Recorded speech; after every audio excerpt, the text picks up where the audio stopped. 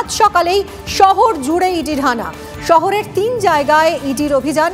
প্রসন্ন রায়, যিনি নিয়োগ দুর্নীতিতে মিডলম্যান হিসেবে কাজ করত, যাকে সিবিআই গ্রেফতার করেছিল, বর্তমানে সুপ্রিম কোর্টের নির্দেশে জামিনে মুক্ত, সেই প্রসন্ন রায়ের বেশ কয়েকটি ঠিকানায় অভিযান ইডির।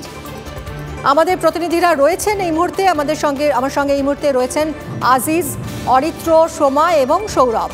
নিউ টাউনের বিলাসবহুল বাংলো, নিউ টাউনেরই বলাকা আবাসনের 2টো ফ্ল্যাট, নয়াবাদের একটা ফ্ল্যাট, সেখানে এই মুহূর্তে এজেন্সি পৌঁছে গেছে। আমাদের সঙ্গে রয়েছেন অরিত্র। অরিত্র, তুমি যেখানে রয়েছো সেখানেও প্রসন্ন রায়ের ফ্ল্যাট রয়েছে, কি জানা যাচ্ছে এখনো পর্যন্ত, ঠিক কি খুঁজছে এটি?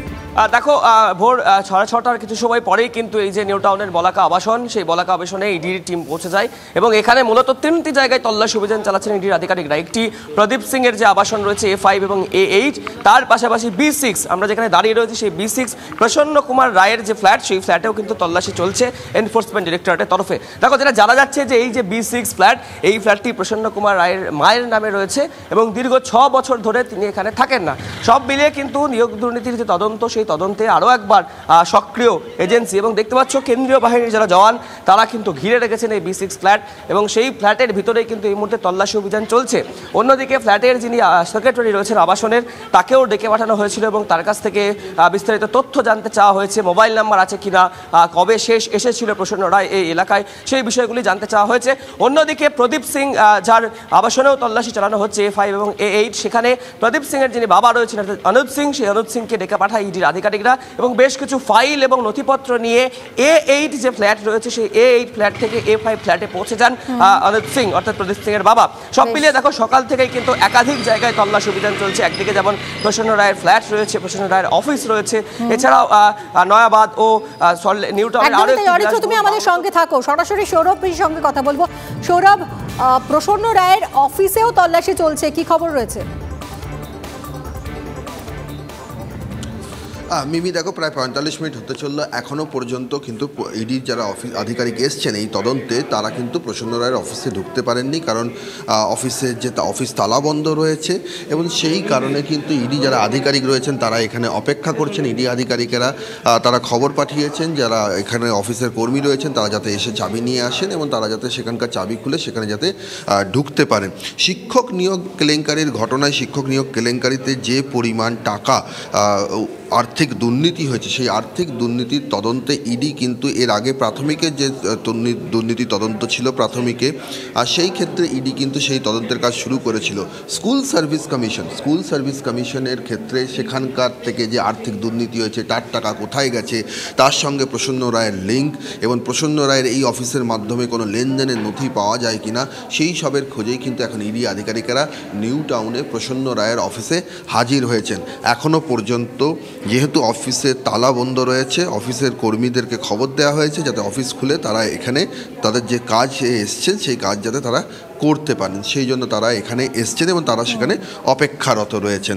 সব মিলিয়ে আরেকবার বলবো যে প্রাথমিক শিক্ষক নিয়োগের ঘটনায় এর আগেও কিন্তু আর্থিক দুর্নীতি, কোথায় টাকা, কত টাকা সাইফন হয়েছে, কিভাবে হয়েছে, সেই সংক্রান্ত তদন্তে ইডি কিন্তু এর আগে নেমেছিল। কিন্তু স্কুল সার্ভিস কমিশনের ক্ষেত্রে এই প্রথম স্কুল সার্ভিস কমিশনের আর্থিক দুর্নীতি যে টাকা, তা কোথায় সাইফন হয়েছে, কিভাবে, কোন খাতে সেগুলো লগ্নি হয়েছে, সেই সবের তদন্তে কিন্তু আজ কাজ শুরু করলো এবং সেটা শুরু হলো প্রসন্ন। সৌরভ সঙ্গে থাকো।